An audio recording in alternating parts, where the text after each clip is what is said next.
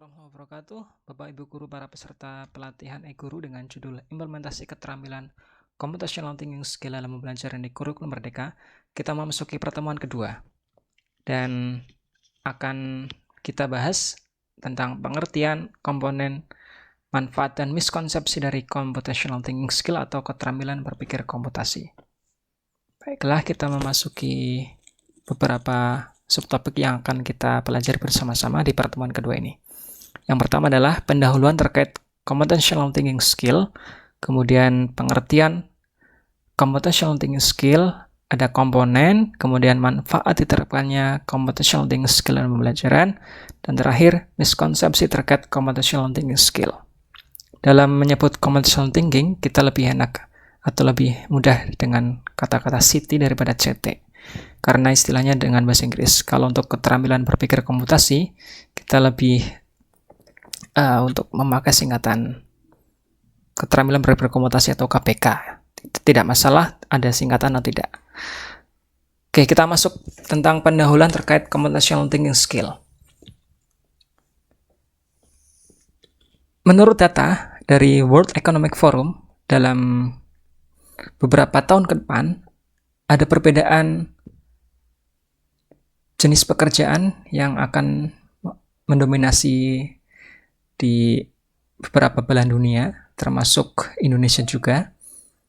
Di sini ada 8 jenis pekerjaan yang sudah benar-benar memang sudah memasuki dalam dunia keseharian kita.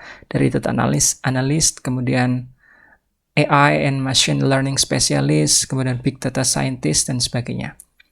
Di sini, perkembangan pekerjaan akan mempengaruhi kemajuan suatu bangsa atau negara. Sehingga mulai dari usia dini di negara-negara yang maju seperti Amerika, kemudian Jerman, Jepang, dan sebagainya, dari usia sekolah dasar atau usia sekolah menengah sudah diajarkan untuk mengembangkan inovasi atau proyek atau suatu ide-ide untuk diterapkan berbasis teknologi atau berdasarkan lingkungan, kemudian biologi, fisika, dan sebagainya.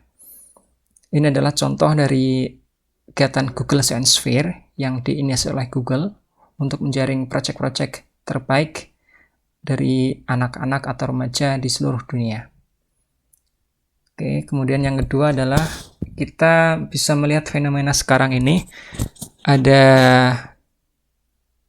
taksi online, kemudian transportasi online dari Grab, Gojek yang sudah mengalahkan dalam tanda kutip ojek-ojek tradisional, kemudian ada Shopee, ada Tokopedia, dan beberapa e-commerce lainnya yang hampir membuat mall-mall atau supermarket kehilangan pembeli karena lebih mudah lewat gadget atau smartphone mereka masing-masing. Dan kemudian kita juga sudah jarang atau hampir tidak pernah melihat keramaian di depan loket seperti beberapa tahun yang lalu. Kita lebih mudah untuk membeli di aplikasi seperti tiket.com maupun Traveloka. Di sini aplikasi yang kita sering pakai di kehidupan sehari-hari sebenarnya hasil dari computational thinking para pendirinya, para developernya. Yang mana sebagai contoh pendiri Gojek yaitu Nadiem Makarim, Menteri Pendidikan kita, dari dulu sudah berpikir apa ya solusi untuk mendapatkan transportasi yang lebih cepat, lebih mudah dicari. Nah, kemudian beliau berpikir untuk memecah berbagai solusi-solusi dari masalah besar menjadi masalah kecil dalam dekomposisi, kemudian menyusun algoritma untuk mendesain sebuah prototipe, dan akhirnya berkembanglah Gojek yang sekarang sudah hampir merata di seluruh kota di Pulau Jawa, Sumatera, Kalimantan, dan sebagainya. Kemudian kita sudah mengetahui secara familiar tentang keterampilan yang harus dimiliki oleh peserta didik atau individu di abad ke-21 ini, yang seringkali kita dengarkan di seminar atau pelatihan dan baca di artikel tentang 4C ya, yaitu communication atau komunikasi, collaboration atau kolaborasi, critical thinking atau berpikir kritis, dan creativity atau berpikir kreatif. Dan akan ada satu lagi ya untuk keterampilan selain 4C itu, keterampilan yang kelima, C itu. Ada beberapa sumber yang mengatakan yaitu C yang kelima adalah computational thinking, itu yang paling mayoritas. Kemudian ada yang mengatakan sesuai dengan artikel-artikel itu citizenship atau kewarganegaraan. Dan ada yang juga mengatakan karakter atau karakter. Tapi yang kita akan bahas di sini adalah computational thinking skill, yang mana banyak artikel atau hasil penelitian atau abstrak-abstrak yang mengatakan bahwa keterampilan computational thinking skill adalah keterampilan yang penting, yang vital untuk abad ke-21 ini. Dari tulisan Grover, kemudian Mohageh, dan sebagainya. Yang mana memang keterampilan computational thinking skill ini sangat berkaitan dengan kemajuan sains dan komputer. Nanti akan kita bahas lebih lanjut apa itu keterampilan berpikir komputasi ini atau CT ini. Selanjutnya kita akan bahas tentang pengertian computational thinking skill atau CT. Ini ada foto dari Janet M. Wing, salah satu veteran atau expert dalam bidang ini, yang mendeskripsikan bahwa computational thinking skill adalah fundamental to education as reading, writing, and arithmetic. Ya, sama pokoknya atau sama pentingnya seperti membaca, menulis, dan aritmetik atau berhitung. Dia berpendapat bahwa computational thinking skill adalah cara manusia untuk menyelesaikan suatu masalah. It's not trying to get humans to think like computers. Bukan berpikir seperti komputer, karena komputer itu membosankan, dull and boring. Humans are clever and imaginative. Manusia itu pintar dan imajinatif, sehingga humans itu sebenarnya yang membuat computers itu exciting, menyenangkan, dan lebih bermanfaat untuk dimanfaatkan oleh manusia. Ada beberapa pendapat juga yang mengartikan CT dari Wing, kemudian tahun 2018, kemudian dari Snyder, ada Yadav, dan Furber.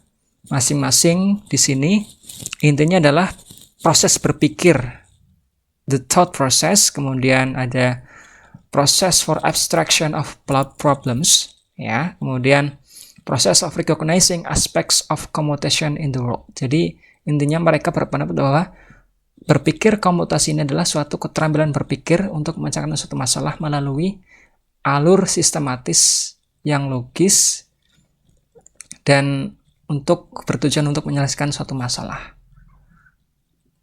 Karena ada beberapa definisi dari computational thinking skill, sehingga mungkin masyarakat atau khayalak umum sedikit bingung, sehingga Foggett dari artikelnya berpendapat bahwa tidak ada definisi yang betul-betul tepat untuk CT.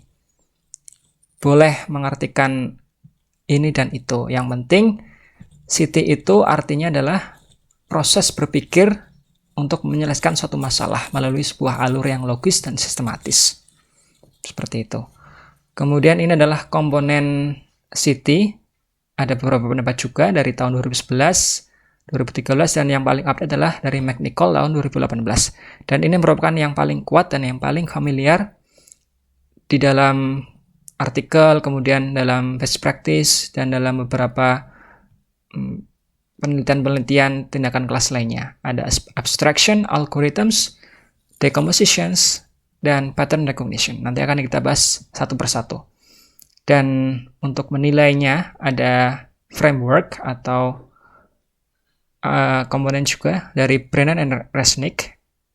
Dalam menilai CT ini ada 3 hal, yaitu dari konsep CT, kemudian praktek CT, dan perspektif CT.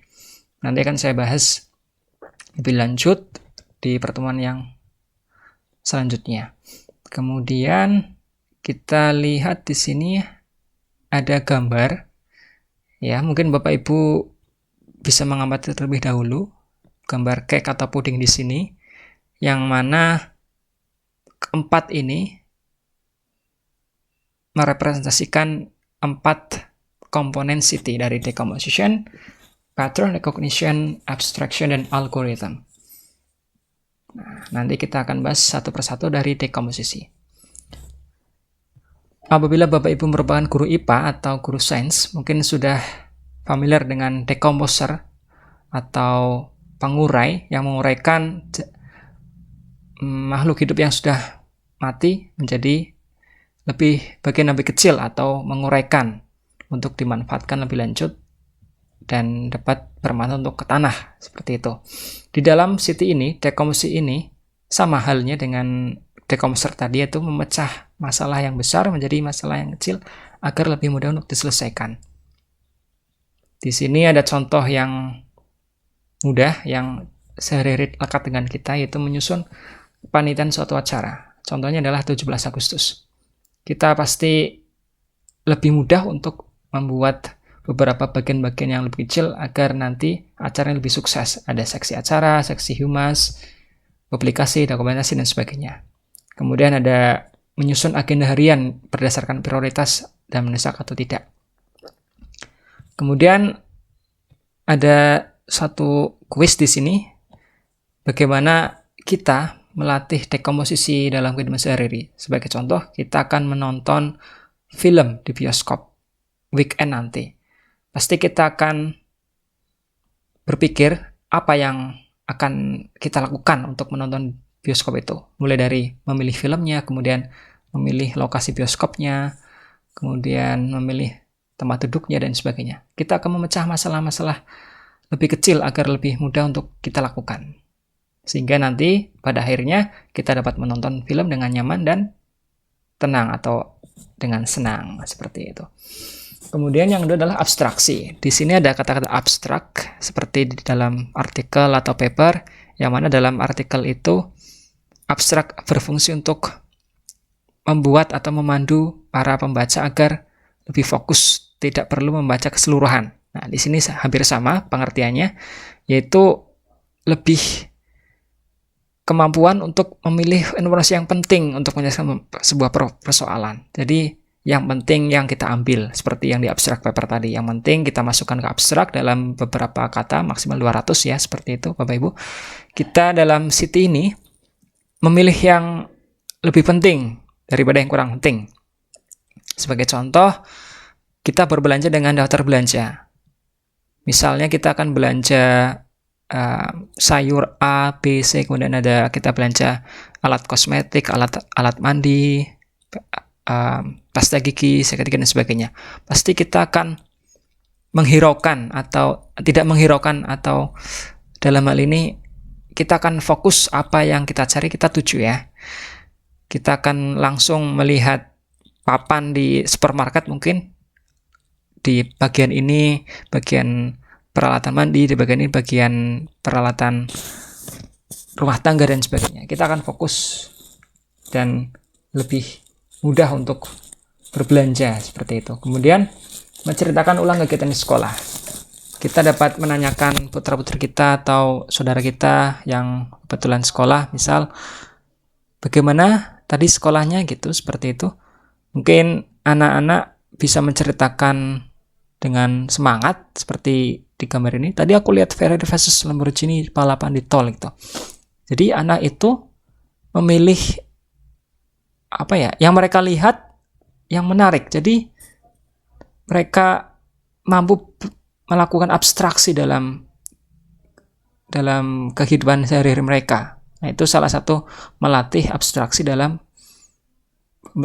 kegiatan sehari-hari ya. Menanyakan anak di sekolah melakukan apa saja, belajar apa saja, dan sebagainya. Kemudian yang ketiga adalah pengenalan pola atau pattern recognition. Di sini adalah kemampuan memecahkan masalah dengan cara menemukan kesamaan atau komponen yang berulang. Misalnya kita sebagai guru IPA atau guru PS gitu melakukan outdoor learning, kita menyuruh siswa untuk menemukan pola suatu tanaman atau benda yang membedakan antara satu dengan yang lain.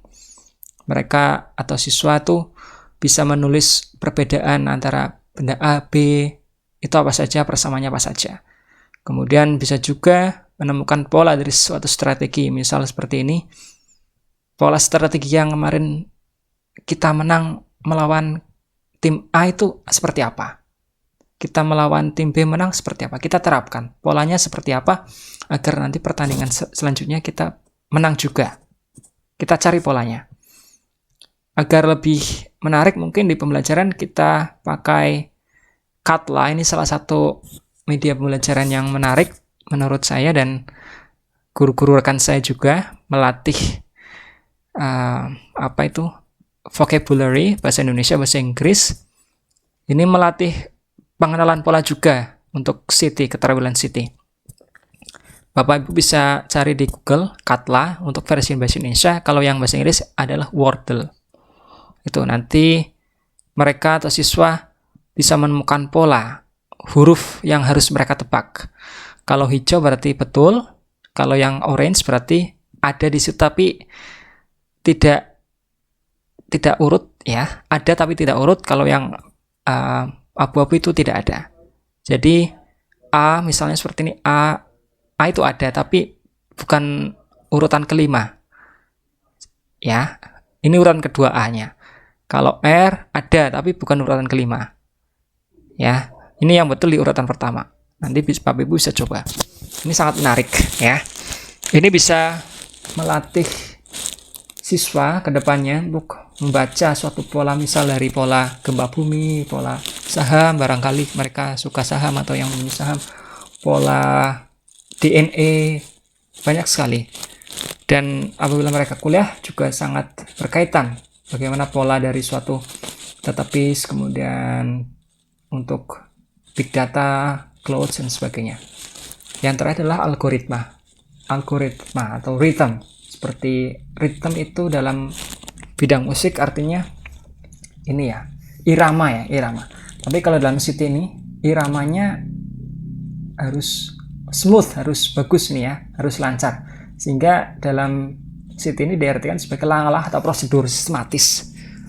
Kalau dalam musik itu kan ritme itu artinya irama yang menarik, irama yang bagus sehingga enak didengar. Tapi kalau yang City ini algoritma itu langkah-langkah atau prosedur sistematis yang diambil untuk menyelesaikan sebuah masalah.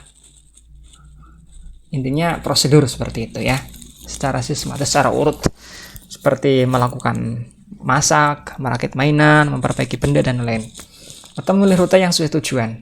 Nah, di situ kita bisa melatihkan siswa untuk berpikir secara algoritma. Ada topik selanjutnya adalah miskonsepsi terkait computational thinking skill. Ada 3 common misconceptions atau miskonsepsi umum atau salah kaprah ya, secara istilah Indonesianya. Yang pertama adalah computational thinking is about coding and programming. Ini salah kaprah, Bapak Ibu guru sekalian. Ini salah kaprah, jadi sebenarnya coding and programming itu bagian dari City dalam algoritma. Di dalam algoritma itu kan proses membuat alur sehingga diketemukan atau ditemui solusinya, nah itu. Dan computational thinking skill ini lebih luas daripada itu, lebih luas daripada coding and programming. Kemudian yang kedua adalah I have to use technology to learn computational thinking. Nah, ini tidak harus. Jadi kita bisa menggunakan teknologi, menggunakan Scratch atau apapun yang berkaitan dengan City, dan bisa juga tidak menggunakan media, tidak perlu menggunakan teknologi. Seperti tadi ya, ada algoritma itu membuat prosedur memasak misal, kemudian menemukan pola dari suatu tanaman bunga di suatu kebun dan sebagainya. Tidak harus memakai teknologi. Kemudian yang terakhir atau yang ketiga, konsep yang ketiga adalah is too complicated atau hanya untuk anak yang sudah senior. Ini salah kaprah Bapak Ibu guru sekalian. Kita bisa ajarkan dari PAUD sampai tingkat mahasiswa. Dari PAUD contohnya mengenalkan pola merangkai manik-manik, merah kuning biru, seperti itu. Sebenarnya dari dulu kita sudah tahu, tapi istilahnya belum diketemukan mungkin gitu ya. Kita bisa menyusun agenda dekomposisi itu sederhana, namun kalau yang miskonsepsi ini berpikir wah terlalu rumit, itu tidak tepat Bapak Ibu guru sekalian. Oke, kemudian manfaatnya apa diterapkan computational thinking? Yang pertama adalah melatih problem solving. Ini adalah salah satu siswa atau perwakilan Indonesia yang memenangi Gold Science Fair. Dia mampu memecahkan masalah ya dari lingkungannya untuk dijadikan suatu ide. Dia membuat ide pengetesan gula darah secara lebih mudah sehingga dia mendapat awards atau penghargaan. Nah, itu dia mempunyai problem solving yang bagus ya, dilatih oleh guru-gurunya. Kemudian yang kedua adalah creativity atau kreativitas. Kreativitas mengembangkan microbit untuk mendeteksi tingginya volume air sehingga dapat membantu makhluk hidup atau ikan di sini untuk berpindah. Ya, ini saya ambil pengertian di websitenya, itu mereka membuat dari microbit ya. Kemudian yang ketiga adalah computational thinking and innovation. Inovasi dapat ditingkatkan melalui computational thinking skill. Mereka membuat inovasi dari siswa Malaysia, membuat inovasi polusi udara ya Bapak Ibu sekalian melalui coding. Dan manfaat yang lain adalah teknologi is everywhere. Di mana-mana kita sudah melihat sangat banyak penerapan teknologi dari keseharian kita, dari bangun tidur sampai tidur lagi sudah sangat erat kaitan dengan teknologi. Kemudian computational thinking skill sangat berkaitan erat dengan aspek kehidupan sehari-hari kita, dari banking, education, security, communication, dan sebagainya. Banking dari m-banking, education platform belajar, security pakai PIN dan sebagainya. Itu membutuhkan proses berpikir yang bagus untuk membuat perangkat-perangkat seperti itu.